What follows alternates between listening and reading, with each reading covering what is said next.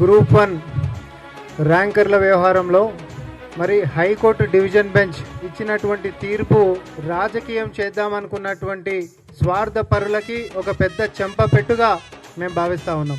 Revaluation మీద ఆడ subject matter ఉండి కోర్టుల మ్యాటర్ నడుస్తే బయటికి వచ్చి క్వశ్చన్ పేపర్లు 3 కోట్ల రూపాయలకు అమ్ముకుర్రు అనేటటువంటి చెత్త ప్రచారాలు చేసి పాపం వారి యొక్క జీవితాలని రోడ్ల మీద పడేసేటటువంటి కుట్రలు చేసిండ్రు. ఆ కష్టపడేటువంటి తల్లిదండ్రులు అదే మీడియా ముందుకు వచ్చి మా యొక్క ఆర్థిక పరిస్థితులు ఇది, మాకు 3 కోట్ల రూపాయలు ఎవరిచ్చేటటువంటిది ఉందయ్యా, మీరు ఇంతటి నీచకు రాజకీయాలు ఎవరి కోసం చేస్తారు, పిల్లలు కష్టపడి కలలు కానీ రోజు ర్యాంకులు కొడితే వాళ్ళ నోట్లలో మన్ను కొట్టేటటువంటి దరిద్రపు ఇట్లాంటి కుట్రలు దయచేసి చేయకండి అని చెప్పి వేడుకున్నటువంటిది మనకు తెలుసు. తెలంగాణ రాష్ట్రం ఏర్పడ్డ తర్వాత గ్రూప్ 1కి సంబంధించినటువంటిది ఏ ఒక్కనాడు కూడా ఒక కొలువిచ్చిన పాపాన బీఆర్ఎస్ పార్టీ పాత టీఆర్ఎస్ పార్టీ పోలేదు.